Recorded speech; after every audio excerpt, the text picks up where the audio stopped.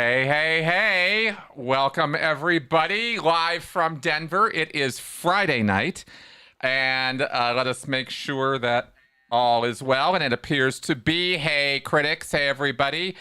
Welcome to another episode of Critical Conversations. This is the show for the 4th of March in the year of our Lord, 2022. And as always, I am joined by my beautiful wife, Melissa. Hello. Hey, everybody. So glad to see all the usual suspects in the comments section here, guys. All of our favorite critics are on board. And welcome to the show. All right, let's do a show. This has been a week. Boy, has this been a week. Yeah, it's always been a week. But good times. Good times all around, I suppose. I have... I need to get this. I need to say this again right up front. And I'm trying to figure this out. I'm trying to figure out how to do this. I put topics into the show to try to orient or attract attention or try to, hey, we're going to talk about this maybe or this maybe. But this is a call-in show. The name of this show is Critical Conversations. I'm just here to talk to you guys. That's what this show is about. Right? It's putting ourselves out here so that, I do a podcast, I do a Q&A show, I got other videos on the line now, and those are not necessarily live with a lot of feedback or anything. About every once a month or so, I do a live Q&A show, and I very rarely do a live podcast. So this is, this was put out there to just like, hey, let's talk, let's chat, let's talk about whatever you want to. And so that's why I called it Critical Conversations. I'm wondering if I am in right or wrong in choosing show topics. And you guys are going to have to give me a little bit of feedback on that as you think of it, or if you want to email me or whatever. Because it was a way to, have a topic, have something to just to talk about or around, still makes sense to me as the thing to do. But sometimes I wonder if it doesn't then give people the idea that they can't call in about something else. Yeah. Right? Calling about whatever. Yeah, calling about whatever. Exactly. And So my sigh was that. Oh, what was this here? Oh. Asking for... Oh, wow. That's just gross. Yeah, that's par for the course for Scientology. Opportunism reeks. It really smells quite bad. And Scientology is nothing if not opportunistic. They will always try to make a buck off of somebody else's back or off of some other tragedy, somebody else's tragedy. It is quite lecherous. It is a vulture culture. That's what Scientology has been called by Mike Rinder, and I completely agree. It's not just the voracious sales, it's the entire culture. Everything about Scientology and really truly about destructive cults is about fervor. It's about fanaticism. These are not words that are exaggerations when we're talking about people in cults. This is exactly the words to use. So they act fanatical. In other words, they act nuts. Mm-hmm. They do crazy things that in the real world or the average person looks at and just goes, that's crazy. That's nuts. How do you possibly?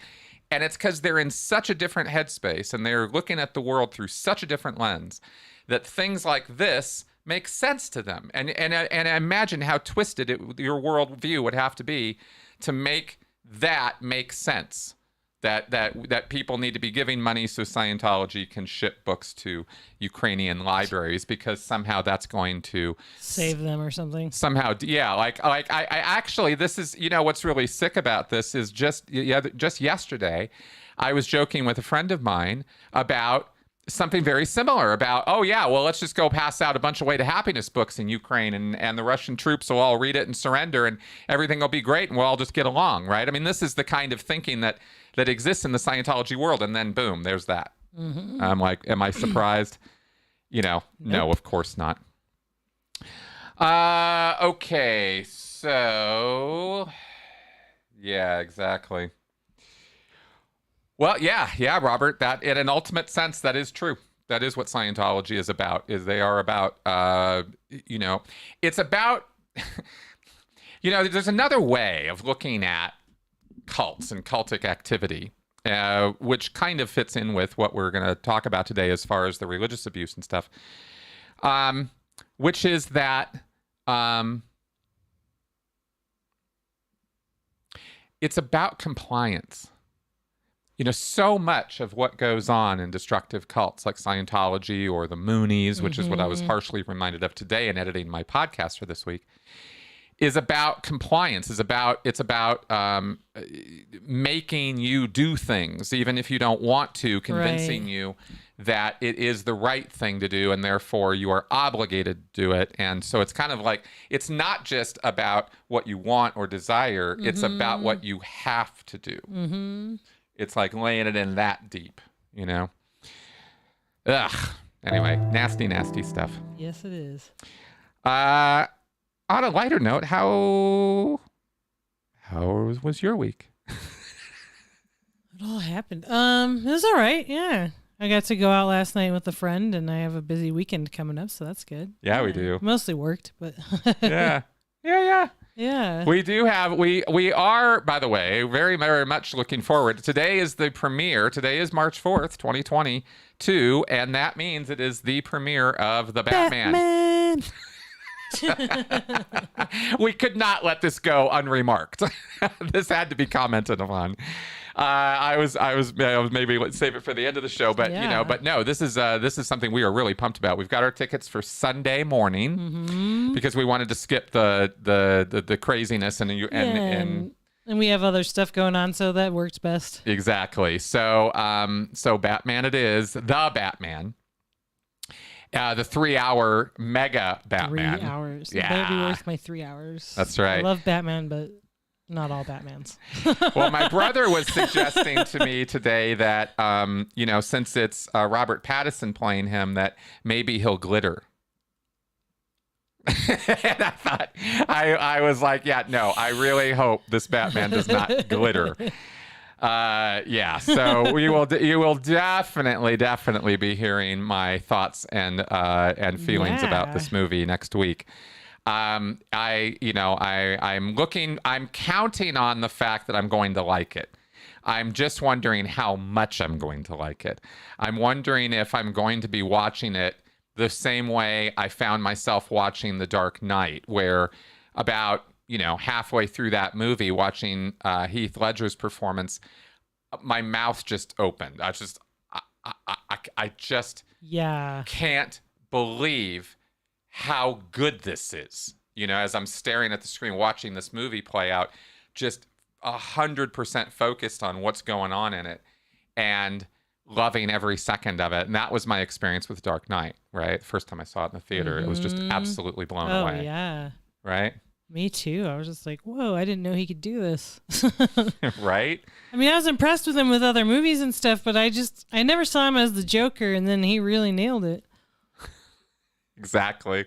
Yes, I definitely know we've got a 3-hour thing there. So yeah. They did charge more. AMC is charging more to see it. That is true. And by the way, another little rant I'm going to go on for just a second is, F Fandango. You know what I'm saying? Like, screw these guys. $5 now. It used to be a $1, then it was $2. Convenience fee. This is what the hypocrisy, the wording, it's insulting. It's actually like the convenience fee for you to use a website to buy a movie ticket, and it's $5 now just to do that. And it's outrageous for things like concert tickets now. It's like $20.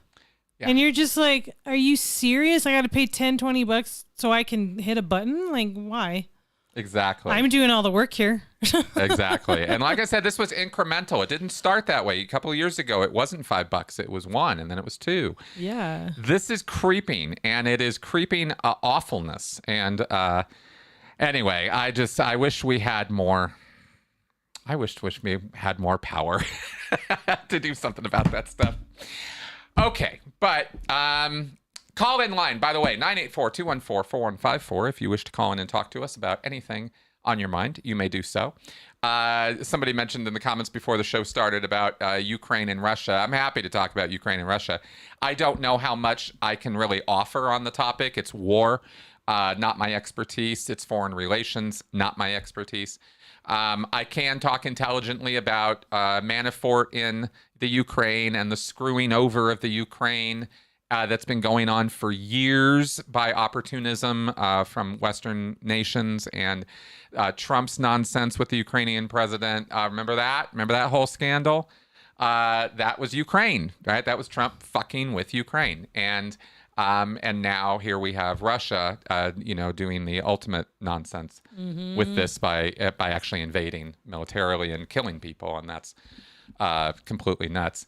I am curious, and I've been watching this with some degree of interest in is what do the Russian people actually know about this? That'd be interesting to know. Well, it's interesting because talking to people who know about that, or about how Russian media works, and there's no shortage of stories on Russia right now, but and you can find any narrative you want, in terms of how people are sort of framing this and all that, but the Russian people, for the most part, if they're being notified of things through Russian state media, and remember, they got state media over there.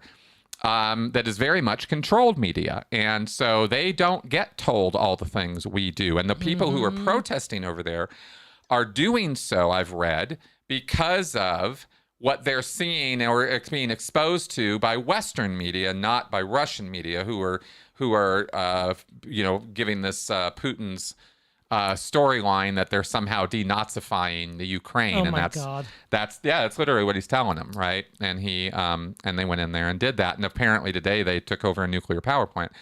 So, I don't know, data, and I'm not going to jump to conclusions on sketchy data, but it is interesting how you have information control occurring on a countrywide level there, and that is of course, characteristic of cults and the Bite model and thought reform, right, per Lifton and that kind of thing. And so we pay attention to this stuff because the Russian people are not as informed as we are about what their own government and their own country is doing in some ways.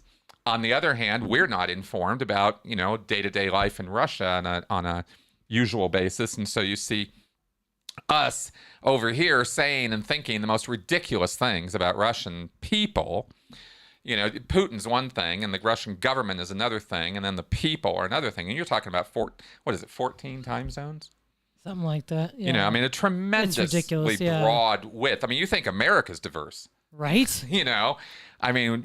is a big place, and there's a lot of people there, and they got all kinds of ideas. So it's hard to kind of feel like, you're really getting your finger on the pulse of Russia. In the same way, we know it's really kind of hard to say you've got your finger on the pulse of America. Right. Really? Which part of America? Right. Exactly. Exactly. So I don't know. So like I said, I'm happy to talk about it from that point of view or from that perspective, or if you want to talk about some other parts of it or something, I'm certainly down with that. Did you hear the Ukraine ambassador at the UN reading the text from the Russian soldier to his mom? Katie, I did not read the text of that. I saw a headline that mentioned that happened, but I didn't get the text of what that message was. I just heard it was, I saw it was kind of powerful. So there you go. The Miscab is virtually a novice going up the bridge to how does that sit with Scientologists knowing this is the case? Oh, Scientology question. Hey, Steve. Glad you're watching today. Let me see here. I will say, well, Miscavige is OT, right? Miscavige is probably OT8. I certainly got up to at least OT5. So I don't think he's necessarily considered a novice. And by the way, most Scientologists don't know where David Miscavige is at on the bridge. They just assume he's OT8 and trained to the highest levels. Well, just like they would have with Hubbard, right? Nobody ever asked what Hubbard's case level was, right? Nobody ever asked about Miscavige's. They don't think about it because they don't think they have to. The assumption is so strong and so clear that he is simply the top of the top, the best of the best, that you don't have to ask. And that's more of what's going on in there. It's not like people are, oh, Miscavige isn't even off the bridge, or Miscavige doesn't know how to audit, or anything. None of that's going on in Scientology. Okay, so yeah.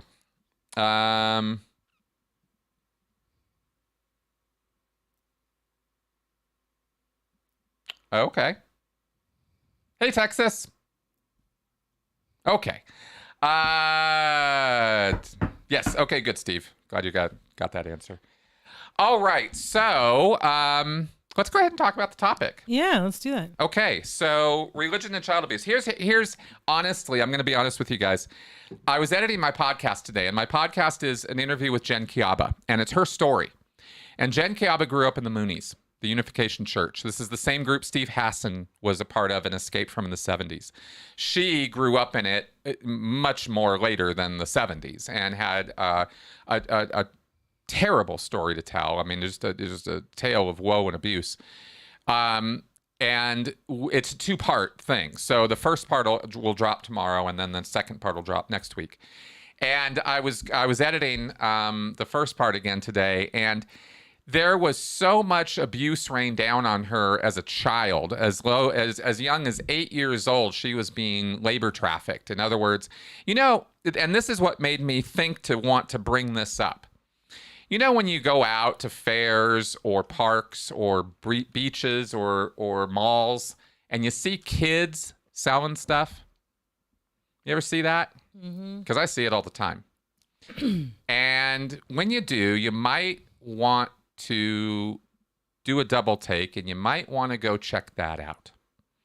I'm gonna put it out there that needs to happen a lot more when we're seeing children engaging in, let's call it, labor, right?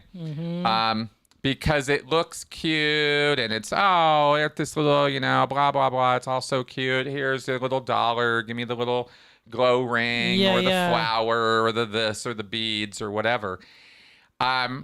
This is the stuff. It sounds insane that I'm going to say this, and yet it's true, that's how people like Sun Myung Moon, L. Ron Hubbard, Jim Jones are able to fly around in $50 million jets and buy weapons manufacturing outfits and newspapers and hotels. And with the Moonies, the infiltration is so deep that we're talking about half of the sushi trade they're making money on. It's going right into the Unification Church's coffers. And this is a group that is not just the weirdos in the airport in the 70s. They're still around now. And they own newspapers, and they own hotels, and they own sushi, and they own gun manufacturing companies, and they own lots and lots and lots and lots. The front group list for the Unification Church, the list of groups that are front group operations, is 71 pages long. Oh my God. It's not 71 groups, it's 71 pages of groups.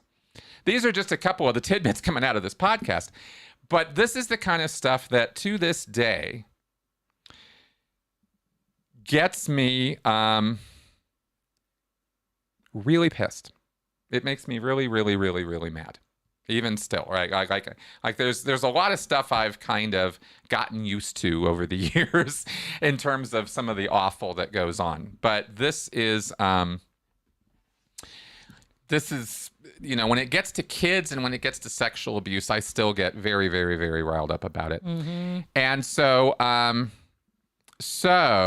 I wanted to talk about it, right? I wanted to put a show together on this and talk about this because there's a couple things that have happened recently or come out of this, and one of them is what's called religious trauma syndrome. And that falls under, that was actually a formal diagnosis and condition put together by a cult survivor who became a psychologist, who got into therapy, who started learning about this stuff. And then we have the concept of religious abuse. So you have religious trauma syndrome, which comes from religious abuse. and religious abuse is its own kind of thing. Now, I see we have a call in the queue, and this being a call-in show, I'm going to interrupt my talk there because I want to talk to her. Hello. Okay, hello. You are on. Hi, Melissa. Hi, Chris. How are you both? Hey, we're good. How are you? I'm good. I hope you're well. And I want to see Batman too. Yeah. It's gotten very good reviews, so I hope you have a great time. Thank you. I wanted to talk about sleep deprivation. I heard a psychologist today talking about it and the symptoms that can follow. And in the Sea Org, you must have had a lot of sleep deprivation. Yes, we did. Especially in the army. And he said, I mean, it's almost equivalent to like taking drugs or being drunk. And he said it can lead to auditory hallucinations, even visual hallucinations.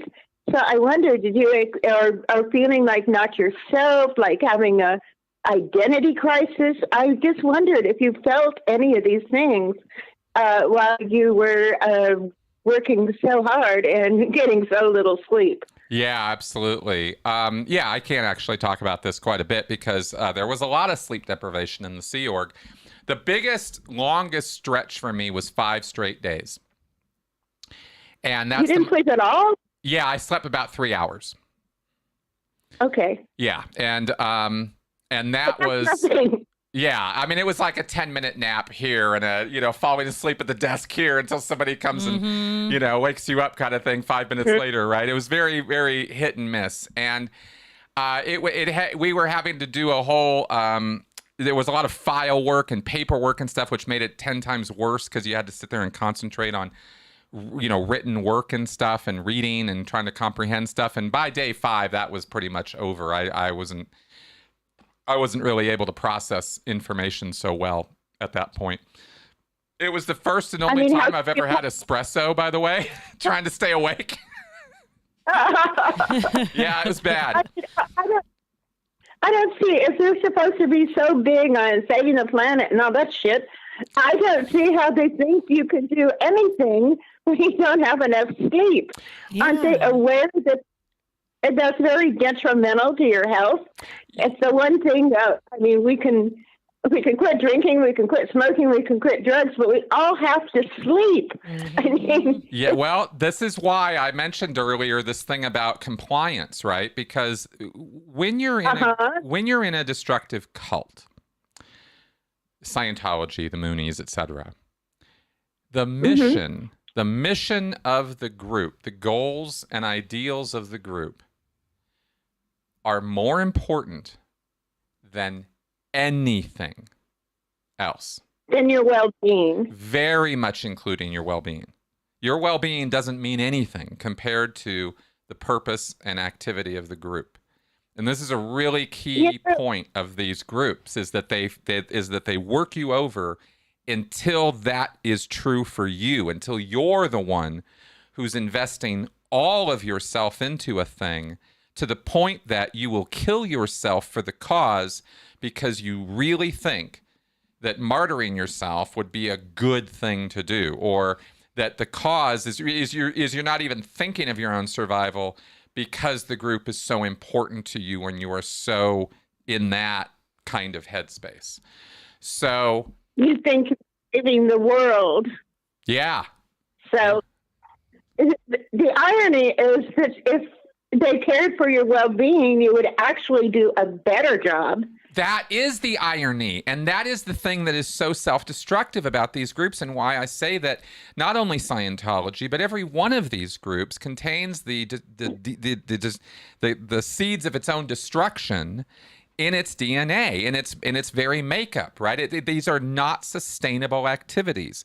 They either have to evolve out of that abuse and mainstream themselves so that they're not that way anymore, a la the Mormons. That's what the Mormons did. Or I should say are doing, because they're still really culty, but not like the Moonies are. It's different. And Or the Scientologists. yeah, or the Scientologists. That's right. And these newer groups are the more abusive types, right? These beginning things are where it's actually the worst. And it goes on for a long time. It can go on even for a couple generations, which is really surprising, but oddly true. They just mow through people. It's just a numbers game, and they're just kind of like lawn mowing through people. And it's all about immediate needs, immediate concerns, and the leader's aggrandizement and giving everything the leader wants and needs. And that's what it's all about at the beginning. And very, very rarely are these cult leaders really thinking very much beyond their immediate needs. Yeah, they're just being completely illogical, because you cannot do a good job when you do not feel well. It's just logical. These people are out of their minds. Now, I see at the beginning, it's easier to indoctrinate people when you're sleep deprived. But later on, like when you were there 27 years, you're already part of the cult. So why deprive you of anything? Well, exactly. It's really just about power and control. I mean, kind of at the end of the day, that's what it's about. And you're expendable. That's, I think, the point I was trying to make, is that you are expendable. No one in the cult really cares about you beyond what value you bring to the group. You're only really as valuable as you're contributing to the group. So if you're sitting taking a break, if you got heat exhaustion, if you got sleep exhaustion, if if your body is getting in the way, as they say, then it's you who are wrong. It's you who are letting the team down. It's you're being the weak link in the chain, right? That's always the attitude. You're a cog in the machine. I don't want to be too long. I'll just tell you the Mike Linder story, when they had to do the editing of the unnumbered books, and he said they employed people to stand there and tell them, stay awake, stay awake, stay awake. That's right. And that was hilarious. I mean, what a job. You sit there and tell people to stay awake? Come on. And of course, editing books, and this is complicated work. You can't concentrate on this when they're supposed to do it in 6 weeks. That's apparently right. Miscavige took 4 years. This is just, I just hope that, I will let you go and just say, may Aaron win. Well, thank you very much for the call. In Clearwater, and thank you for taking my call. Have a good evening. Bye-bye. Goodbye. Yes, may Aaron win. I really hope that he does. This is all, again, this is actually right. Yeah, that whole call was right in alignment with what we're talking about with the show here, with religious abuse, right? Because here we're focusing on religious-based cults and destructive cults, right, with the religious orientation, and even non-culty, but, well, not maybe groups that are not necessarily destructive cults, but still get their share of abuse in. They go right up to the edge of it, right? Mm-hmm. Certain evangelical groups, for example, stuff like that. In fact, the percentages are kind of interesting. I don't have them here in front of me, but oh gosh, what was it? 85% according to a study that was done on this, 85% was family. Religious abuse was actually perpetrated by the family members, not clergy. I think it was 60% or something were evangelical or evangelical-like Christian groups. I think it was a significantly smaller number was Protestant, and then there was miscellaneous other stuff. If I don't quote me on those numbers, but they're probably pretty close. And so what you get is you get a culty thing that the parents subscribe to, mm-hmm. and then they decide, well, they're going to rain this down on their kids. And this is where things go the most off the rails, as far as I can tell. And academics are still way, way, way behind on this. We are not anywhere near where we need to be when it comes to understanding the trauma and the abuse that happens and the long-term effects of what occurs with second-generation abusees, right, or cult members.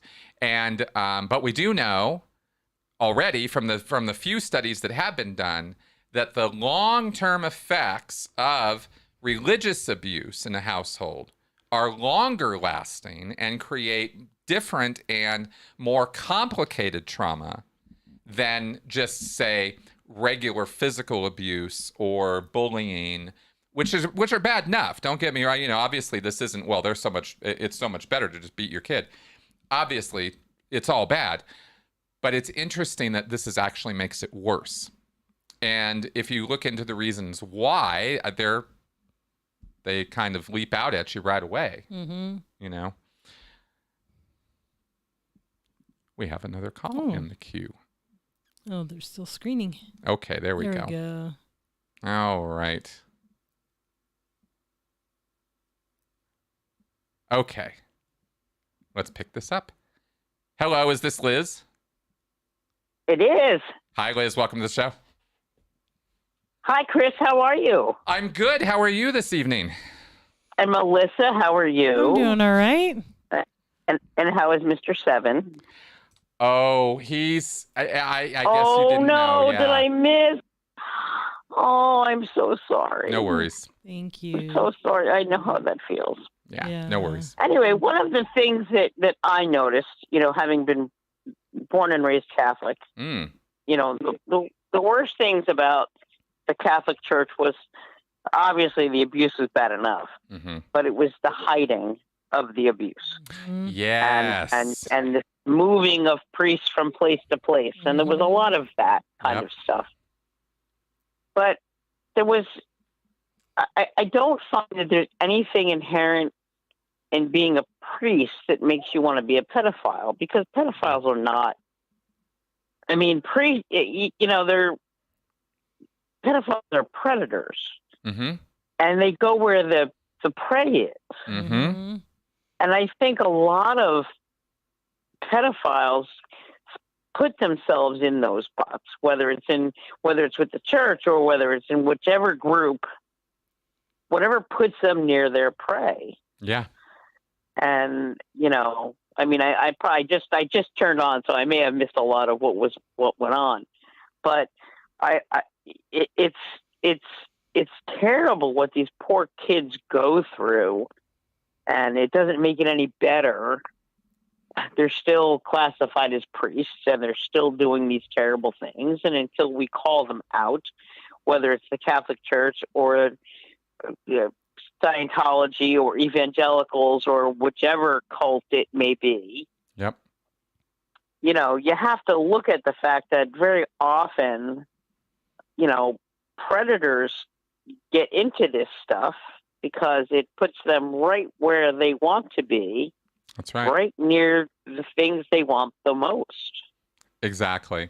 Do you think, because I've wondered about this, and it's just wondering. It's not like I've got a study to fall back on or something, but I have to wonder about enforced celibacy and whether that is a factor in, you know, because it's. I don't think so. I think that the celibacy thing is a whole different ball. I think celibacy and pedophilia are different things. Oh, I agree. I mean, I agree with you. I do think they are separate. It may cut down on how much, you know, homosexuality goes on within the Catholic Church between adults, you know, because they don't have other outlets. But I don't think it would change the child abuse aspects, because they're different things. Okay, fair enough. I think they're different animals. I don't know. I wonder. I mean, it just seems like it happens in the Catholic Church way more than it does in other churches. I don't know. I think it seems like it was really brought out to light in the Catholic Church because the Catholic Church tried so hard to hide it. That's true. And then all of a sudden they got brought out into the open. I think it would be a great thing if priests could marry. Yeah. Because how do you give marital advice exactly. to couples if you can't be married? I do find that slightly hypocritical. Right. Now, I know back in the 50s and 60s how many women who unfortunately, like, Catholic families were known to be large because you can't use birth control, and the priest can only give them such advice. But the women who were getting knocked around by their alcoholic, abusive husbands, and were told to go back home and try again, because they had no clue, because they don't have that kind of experience. Yeah, they've never been in a relationship. I think in that respect, celibacy is probably not the best thing. I think that's where the Orthodox Church, Eastern Orthodox Church, has it a little better, because they're allowed to marry and have families, and I think they can give much better advice. Yeah, fair enough. But I think that is where the Catholic Church, really steers.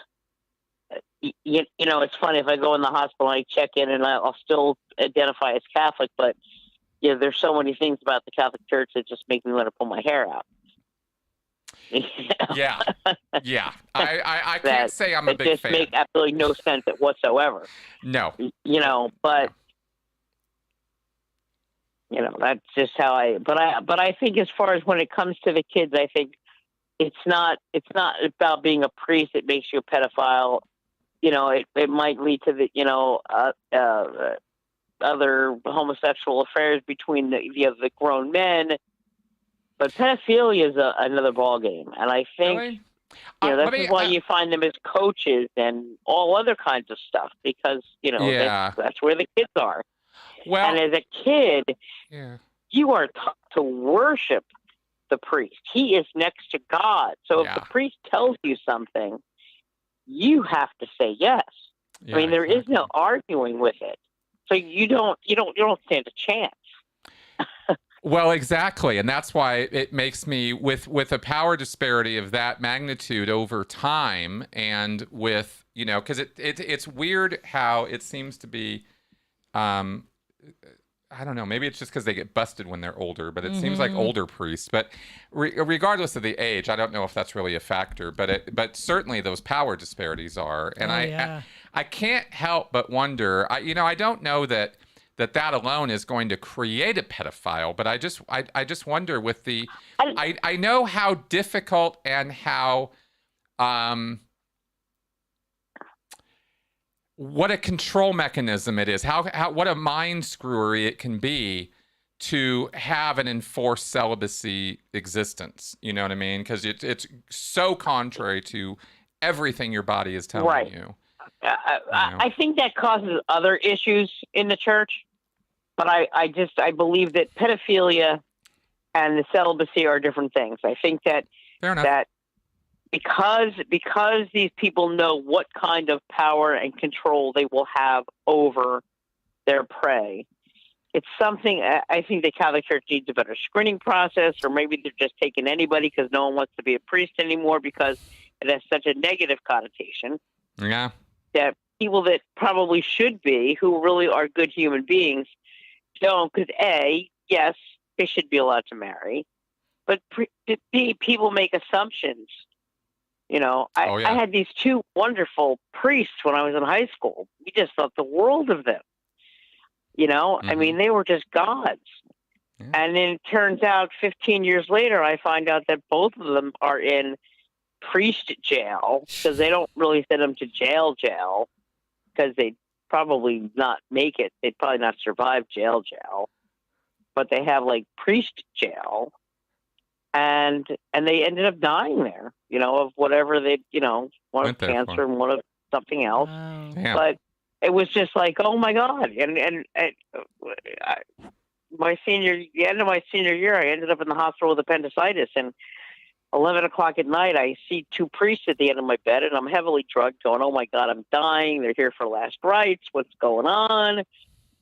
And the priest had brought one of the boys that was in my class, who had been the star of our student play, and the priest was the director, and these two were like abnormally close. And I always wondered after that, was there some sort of, but it turned out that everything that they got accused of was with younger children after they left the high school. Once my high school closed and they went to schools with younger kids. But I don't think that I don't think it's the celibacy that creates the pedophilia. I think pedophilia is there. I think that they're two different things. Fair enough. And yeah, but I agree. The celibacy needs to go. They need to be able to marry. They can be better, servants to their congregations. agreed. If that's how you believe and that's how the road you want to go down. I can still go, to me, singing Catholic Mass just because it's so predictable and it's very quiet and it's very serene and it's very comforting, whether I believe the doctrine or not, which most of it I don't. Mm. But there's something about the service itself that just is very, like I tried to go one of those hallelujah, everybody's singing and dancing going, oh my God, I got to get out of here. These people are crazy. Yeah, I hear you. You get used to a certain kind of like quiet decorum. Fair enough. Well, Liz, I'm gonna cut in here because we have another call in the queue. So thank you. Well, thank you for taking my call, Chris. You guys, and again, sorry about Seven. I hope you find another amazing animal just as terrific. And you guys have a great night. Awesome. Thanks, Liz. All right, bye-bye. Bye-bye. Nice call. Excellent. All right, good. We've got another call in the queue. Just wanted to catch up on the comments here real fast. Yeah, hey, hon, I could not agree with you more. Sex is a powerful form of control as it's a physical and emotional need. Yes, it is. We do not have biological suggestions. We have biological imperatives. And reproduction is a biological imperative. It's not an option as far as your body's concerned. If your body has defects or problems with reproduction, that's its own thing. But the imperative to reproduce is in every single one of us. It would be silly to think otherwise. And it fits right in, of course, with so many of our emotional needs. And, that sex is part of satisfying or is part of that process of satisfying those emotional needs, from security to emotional connection to, to many, many others. I guess I got my whole, even meaning, value of sense, or sense of self, all of it, Okay, so let us pick up this other call in the queue. I think this is Travis. Hello, you are on. Hello, Chris. Hello, Melissa. Hello. Hey, Travis. Welcome to the show. Good to speak with you. Yeah. I have a comment, and then I have a question for you. Yeah. So I'll go with the comment first, and it's piggybacking on the last caller, what he was talking about. Yeah. A primary reason why a lot of the priests in the Catholic Church have had gay dalliances with each other is because the Catholic Church in the 60s and 70s decided, maybe even the 80s, they decided to recruit gay men as priests because they figured, well, our priests can't get married. Gay men can't get married. Who better not to fill our priest positions then? But they had to first suppress the homosexual urges or get the person to admit they were no longer feeling that, right? Well, yes and no. So yeah, okay. How did that work? Here's the thing with the Catholic Church, and it's a little bit different than Protestantism. The behavior itself is what somebody can't engage in. So that's, in the Catholic Church, the behavior is what's sin. Now, in the Protestant Church, Protestant thinking, thoughts are also sinful as well, whereas the focus in the Catholic Church isn't necessarily as strong in the, you're thinking gay stuff, therefore you need to admit sin, whereas in the Catholic Church, it's more focused on the behavior itself. Got it. So as long as they were being celibate and keeping their thoughts under control, well, hey, fine, you can be a priest, Okay.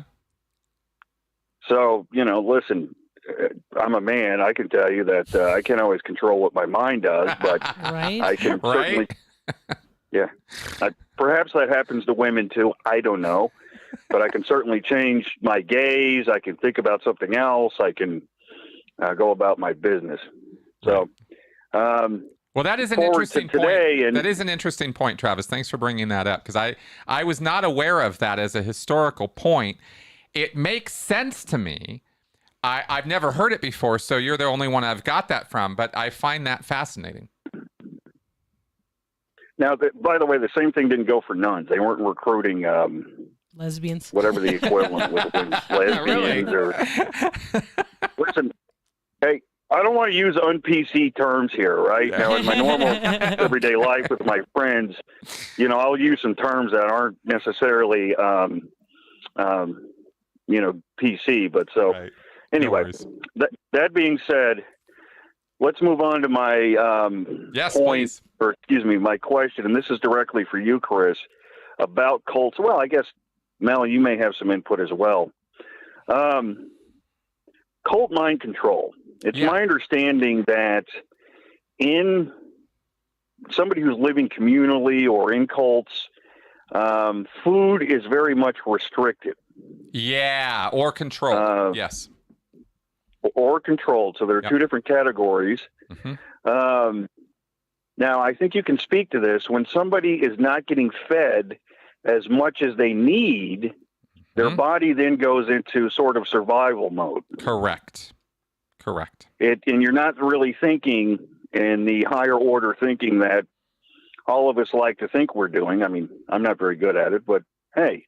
That's right. Now, I wasn't agreeing with you about your thinking, Travis, but yes. Yeah, well, hey, listen.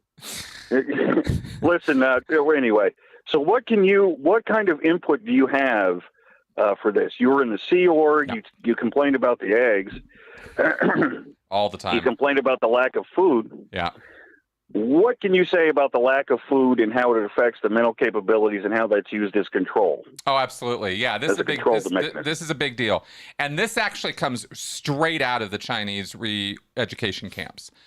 Food and sleep deprivation are your first levels of physical control over a person. And there is no faster way I know of to make somebody psychotic or act psychotic than to deprive them of sleep or food. But if you can do it in controlled circumstances where you control the milieu, you control the environment, and you've got this person in a headspace where they're more focused on the task at hand or the job or purpose than they are on themselves, you can get away with a tremendous amount and push people way beyond any rational levels that they should be pushed beyond. And for example, you get, when I mentioned controlled food situations, you get cults where they only can eat celery or nuts or, certain kinds of food or barley, or it's a bare subsistence kind of thing. And this is all purposeful. This is for controlling the person's it's usually given to the person as this is a spiritual exercise, or this is, when it's in a culty thing, or it's some kind of test, or it's some kind of thing you have to overcome, because your body, almost universally in these groups, your body is positioned as a vessel and something you control and not something that you really are. You're not your body. And so you can abuse the hell out of your body. And we can reframe that as you being a divine, purposeful, spiritual, person. So that's how you get the headspace to happen. And then as you mentioned though, once a body starts breaking down itself because it's not getting enough nutrients, that's when the brain goes into very, very survival mode. But unfortunately, this works to the advantage of the mind controllers or the thought reformers, because your ability to critically think or engage becomes so low that you become kind of zombie-like. And that's where even more suggestion and more controls can be piled in on you. And it just goes straight into, I guess you could say, the lower levels of your brain, because the higher levels ain't operating at that point. It is a bare survival mode kind of operation. And so you really do, it's what happens with you personally, at least from my own experience, is a kind of tunnel vision. And you really aren't thinking too much outside of that tunnel of the immediate task or job or thing that you have to do. And because you've kind of gone into this with your own agreement or willingness, then and you have all these controls in place to not get out of it easily, you really are trapped, and there's no way out of that situation when in your weakened condition, and people die because of this. I mean, this is one of the ways that really the real tragedies happen in these groups, because they just go too far too fast. So that's how's that? So I have a comment and a question for you. Yeah. My comment is one of the key components of the diet issue that we're speaking to is a scaled back protein intake.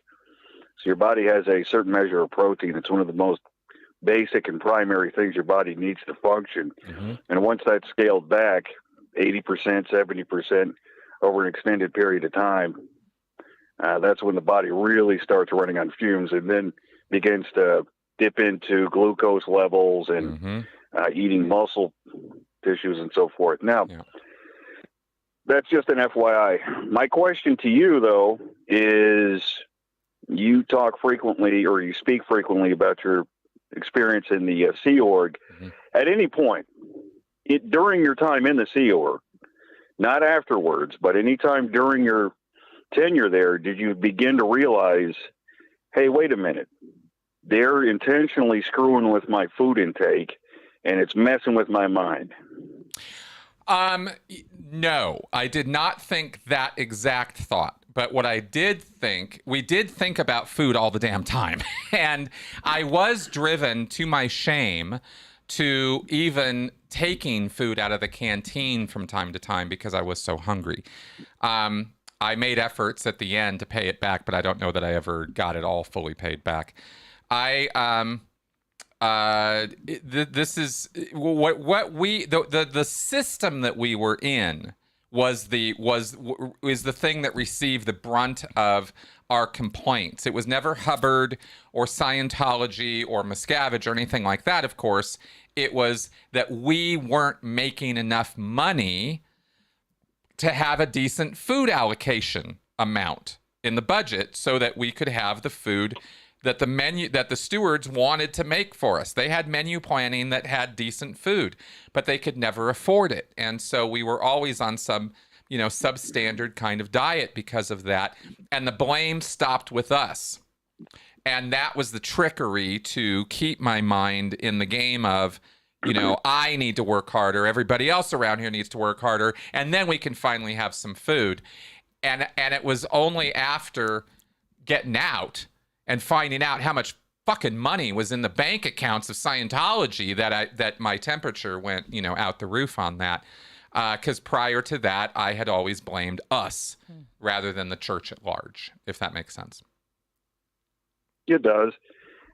Thank you for your transparency, and thank you for taking my call tonight. And I look forward to hearing Mel's quote, if there is one this week. Yes, there is. Thank you. Thanks for reminding us, Travis. Appreciate it. All right. Oh, it's always such a good caller. Yeah. Yes. So let's get your quote. Alrighty. I'm such an evil person. I should have gotten that earlier. All right. This one is from Benjamin Franklin. Life's tragedy is that we get old too soon and wise too late. Ain't that true? I'm still working on that wisdom part. I know, I don't right? think I'm there yet. 52 years, I don't think I'm there yet. It takes time. That's right. If ever. Oh, God, X-Cyan, of course that is. Yeah, X-Cyan puts a question in here. Did you see or hear of sexual or physical and mental abuse in Scientology? I knew a girl that got raped, and Scientology folks told her she must have pulled it in. Is that a form of abuse? Absolutely, that's a form of abuse. It's called blaming the victim. It's disgusting. And it's par for the course for Scientology and every other cult out there. Because if they don't have you introverted, if they don't have you thinking that you're to blame for everything, then of course you're going to start looking outward and blaming other things like the leader, or the group, or the this or the that. So they got to keep the attention on you. So that's what the abuse is sort of tailor-made to create or do. I wanted to acknowledge Couch on that super chat earlier. Thank you very much for that. Appreciate that support. Always appreciate the support, guys.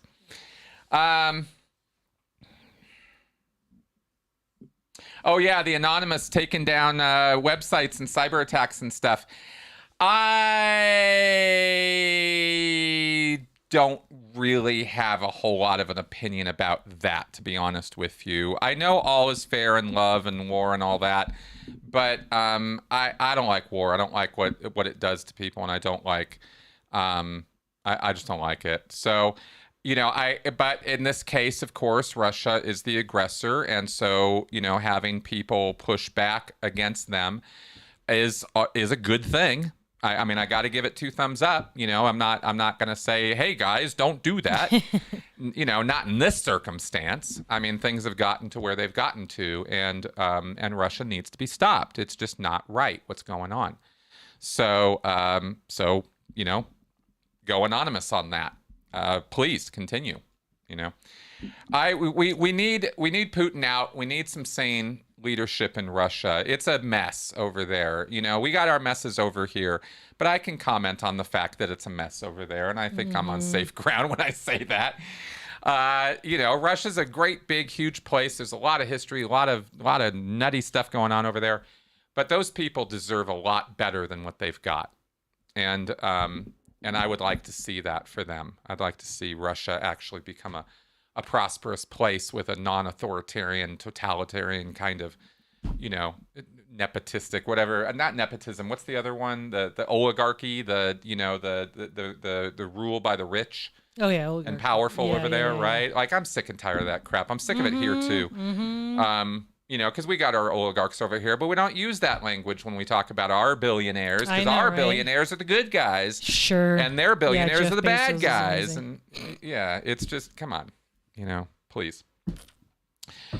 Yeah, exactly. Oligarchy versus oligarchy.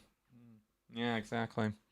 I have to say that there's some points there. I don't know that that's the totality of the situation, but it certainly is part of it. Okay, so I think we're gonna move toward wrapping up. Okay, I'm just making sure I'm not forgetting anything else. I don't think so. Don't think so. Okay, good. Good. Pick a card.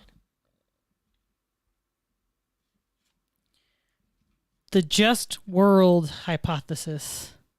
Oh yeah, this is my problem. I've done this many times. Many times. This is definitely a bias of mine. The just world hypothesis. Your preference for a just world makes you presume that it exists. I mean, that kind of puts it right there. A world in which people don't always get what they deserve is an uncomfortable one that threatens our preferred narrative. A more just world requires understanding rather than blame. Try to remember that we're all fallible and that bad things happen to good people. That's a good card. Yeah. Yeah, because I do want the world to be a just place, and yet it truly isn't. And that's been part of that wisdom I've been trying to get hold of all this time. Yeah, it looks like Putin did underestimate Ukraine. He sure did. I think he did. And the world, yeah. You are right. Yeah. Nailed it on that one, Henny. All right, guys, let's go ahead and wrap up. This has been fun. Yeah. Let me know, like by email or whatever. I'm going to be, hey, let me end with this, guys. I'm going to be rebranding. I'm going to be reworking how I position myself on YouTube. And that doesn't mean that I'm changing my content or my shows particularly, but I do want my branding, identity, whatever, to more accurately reflect what I'm doing and what I want to do, and broadening out to talking about all aspects of coercive control across all the different domains and everything. So that being said, if you guys have any suggestions for me as to what you think might help me to do that process, I am all ears. You guys are the ones who are following me and subscribing to me and supporting me and helping me in this. So if you think I've got, some tweaks I could do, or some things I shouldn't do, let me know. I would like your feedback on that. And that's what we're going to do. All right. So did you have anything you wanted to say, baby? No, I'm okay. Yeah? Yeah. Okay. All right. Well, with that, then I guess we will wrap it up. Yeah, I'm not getting an OnlyFans channel, you weirdos. Oh my God, Robert. On that happy note, we are wrapping up.